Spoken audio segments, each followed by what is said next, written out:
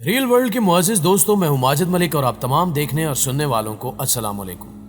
ناظرین گرامی، دنیا کی قدیم ترین تہذیبوں میں سے ایک انبیاء کی سرزمین اور اسلامی تاریخ کے روشن ابواب میں شامل ہزاروں ائمہ، علماء، محدثین، فقہا اور مفکرین کے مرکز ملک شام میں آج اسلام اجنبی بن کر رہ گیا ہے اور مغربی طاقتیں شام کے شہریوں پر ایسے ٹوٹ پڑی ہیں جیسے گدھ کسی مردار پر ٹوٹ پڑتا ہے۔ اب تک شام کے بچوں، عورتوں اور بزرگوں پر ہر وہ ظلم آزمایا جا چکا ہے جو آج کا انسان سوچ بھی نہیں سکتا۔ موجودہ حالات تیزی سے ہمیں عالمی جنگ کی طرف لے کر جا رہے ہیں اور ہم ایک بے حس قوم کی طرح صرف کھیل کود اور مذاق میں مشغول ہیں۔ گزشتہ کئی سالوں سے شام، عراق، لبنان، فلسطین اور کشمیر عالمی طاقتوں کے تختہ مشق بنے ہوئے ہیں،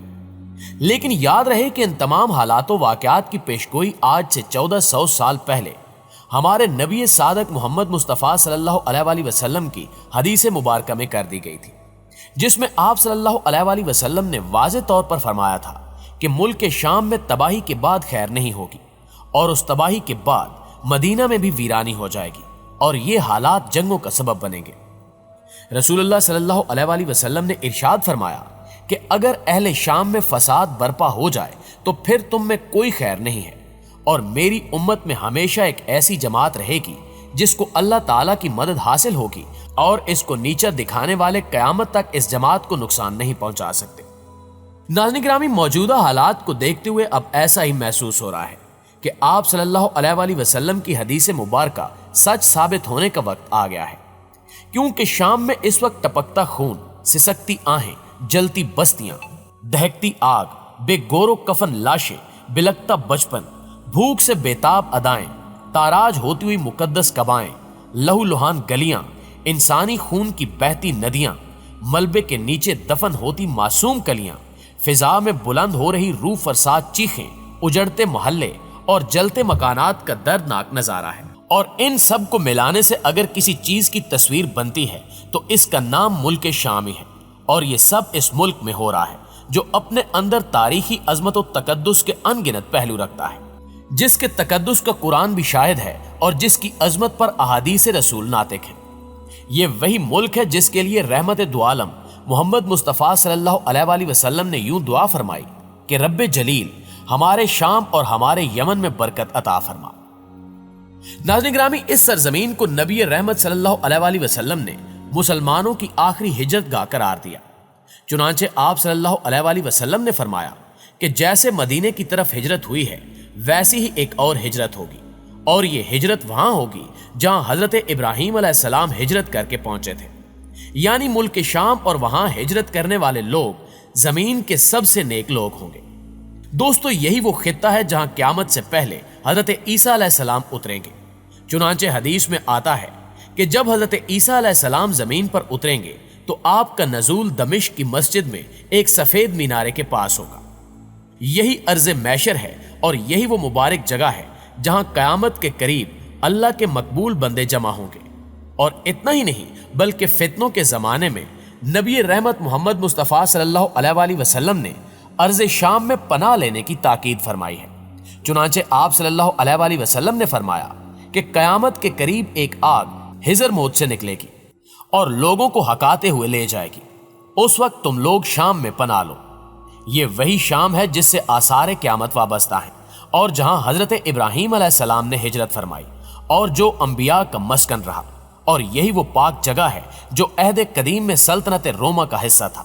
جس کی طرف سب سے پہلے صدیق اکبر رضی اللہ تعالی عنہ نے حضرت اسامہ کی قیادت میں پہلا فوجی قافلہ روانہ کیا تھا، اور جس کی طرف حضرت خالد بن ولید رضی اللہ تعالی عنہ نے پیش قدمی کی تھی۔ پھر 15ویں ہجری میں جنگ یرموک سے قبل جہاں اسلام کا پرچم لہرایا گیا تھا۔ ناظرین گرامی، ملک شام کی ان تمام فضیلتوں کے باوجود اب اس کی تباہی کا وقت آ چکا ہے، جیسا کہ حدیث مبارکہ میں بیان کیا گیا تھا، اور یہی وہ تباہی ہوگی جو قیامت کی وجہ بنے گی، اور مدینے میں ویرانی بھی اسی تباہی کے سبب ہوگی۔ اس حوالے سے معاذ بن جبل رضی اللہ تعالی عنہ کہتے ہیں کہ رسول اللہ صلی اللہ علیہ وآلہ وسلم نے فرمایا کہ بیت المقدس کی آبادی مدینے کی ویرانی ہوگی، مدینے کی ویرانی لڑائیوں اور فتنوں کا ظہور ہوگا، فتنوں کا ظہور قسطنطنیہ کی فتح ہوگی، اور قسطنطنیہ کی فتح دجال کا ظہور ہوگا۔ फिर आपने अपना हाथ उस शख्स यानी मुआज बिन जबल की रान या मोंढे पर मारा जिनसे आप ये बयान फरमा रहे थे। फिर फरमाया ये ऐसे ही यकीनी है जैसे तुम्हारा यहां होना या बैठना यकीनी है। प्यारे दोस्तों, इस हदीस पर गौर करें तो आज आप देख लें कि किस तरह मदीने की वीरानी शुरू हो चुकी है और हम गहरी नींद की आगोश में झूला झूल रहे हैं। आज अमेरिका के stadium, shopping centre, cinema halls और पार्क्स तो खुले हैं, लेकिन दूसरी जानिब पिछले 2 सालों से हज और उम्रे पर पाबंदी है। आज अमेरिका में लाखों लोग बगैर किसी इजाजत और नोटिफिकेशन के किसी भी जगह इकट्ठे हो सकते हैं, लेकिन यहां सूरत हाल यह है कि मुसलमानों को हज और उम्रे की बिल्कुल भी इजाजत नहीं है। और सिर्फ यही नहीं, बल्कि मुख्तलिफ रिपोर्ट्स के मुताबिक पिछले 3 सालों से लाखों लोग मदीना को छोड़कर दूसरी जगहों पर मुंतकिल हो चुके हैं, जो मदीने में वीरानी की एक बड़ी वजह बन रहे हैं। दुनिया के हर जरूरी समझे जाने वाले कारोबार जिंदगी को मामूल के मुताबिक चलाने के लिए कोरोना की इस खौफनाक वबा में भी इंतजामात किए जा रहे हैं। हत्ता कि पूरी दुनिया पर गैर महसूस तरीके से हुकूमत करने वाले मीडिया का किसी भी मुल्क में एक टेलीविजन चैनल, एक रेडियो स्टेशन या आबाद नशरियाती इदारा बंद नहीं किया गया। हर में काबा, मस्जिद नबवी, करबला, मशहद, जामिया मस्जिद दिल्ली, अल अजहर, बादशाही मस्जिद लाहौर से लेकर मुस्लिम दुनिया में लातादाद मसाजिद के पहलू में बेशुमार टेलीविजन चैनल मुसलसल अपनी नशरियात जारी रखे हुए हैं, लेकिन इनको बंद करवाने या इन पर पाबंदी लगाने का इंतजाम कभी नहीं किया गया। दुनिया भर की मसाजिद में लोग 24 घंटे में ज्यादा से ज्यादा सिर्फ 1 घंटे से भी कम अरसे के लिए आते हैं और हर नमाज के दरमियान कम से कम 1.5 घंटे और ज्यादा से ज्यादा 9 घंटे का वक्फा होता है। और इस दौरान पूरी मस्जिद को इन तमाम असूलों के मुताबिक 5 वक्त साफ किया जा सकता है। दहशतगर्दी से बचने के लिए अगर हर मस्जिद के बाहर सिपाही खड़े किए जा सकते हैं, तो यहां पर भी हर नमाजी और हज करने वाले पर मुनासिब स्प्रे किया जा सकता है और इसे मास्क और दस्ताने भी पहनाए जा सकते हैं। हर मस्जिद में इस काम के लिए लोग मौजूद होते हैं और लोग रजाकाराना तौर पर भी ये काम कर सकते हैं। और जहां तक वसाइल का ताल्लुक है, तो पाकिस्तान जैसे गरीब मुल्क के किसी गरीब तरीन गांव की मस्जिद भी इनके घरों से बेहतर हालत में होती है और नमाज पढ़ने वाले इस एहतमाम का खर्च बखुशी उठा सकते हैं। अगर पाकिस्तान जैसे मुल्क में लोग मसाजिद या नमाजियों को बेहतर तरीके से हैंडल कर सकते हैं, तो क्या सऊदी अरब जैसी बड़ी रियासत ऐसा नहीं कर सकती? तो इसका जवाब है जी हां, बिल्कुल कर सकती है, लेकिन हम करना नहीं चाहते, क्योंकि हम आलमी ताकतों के शिकंजे में इस कदर कैद हो चुके हैं कि अब हमें अपने इस्लामी फरीजों पर भी पाबंदी लगानी पड़ रही है। हैरत की बात यह है कि इस उम्मत का ईमान और जज्बा पहले ही हमले में धड़ाम से गिर गया,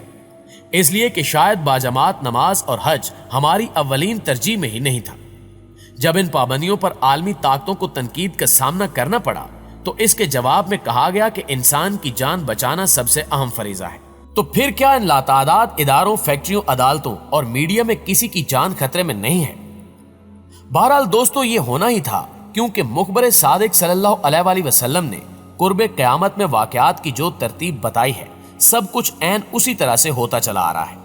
इन तमाम बातों के बाद आप खुद गौर करें कि क्या सब कुछ ऐसे ही नहीं हो रहा जैसे मेरे पैगंबर बरहक मोहम्मद मुस्तफ़ा सल्लल्लाहु अलैहि वसल्लम ने बताया था।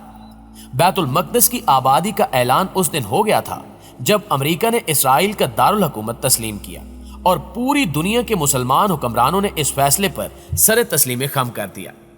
इसके बाद के वाक़यात की तमाम तरतीब वैसी ही है जैसे कि खबर दी गई थी।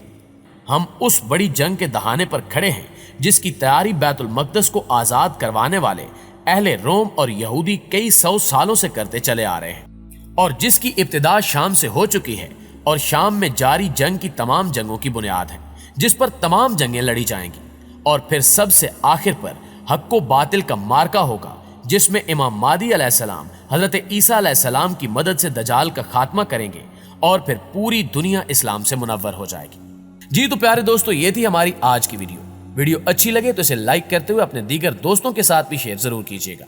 इंशाल्लाह आपसे मुलाकात होती है अगली वीडियो में। तब तक अपना और अपने प्यारों का ढेर सारा ख्याल रखिएगा। अल्लाह निगहबान।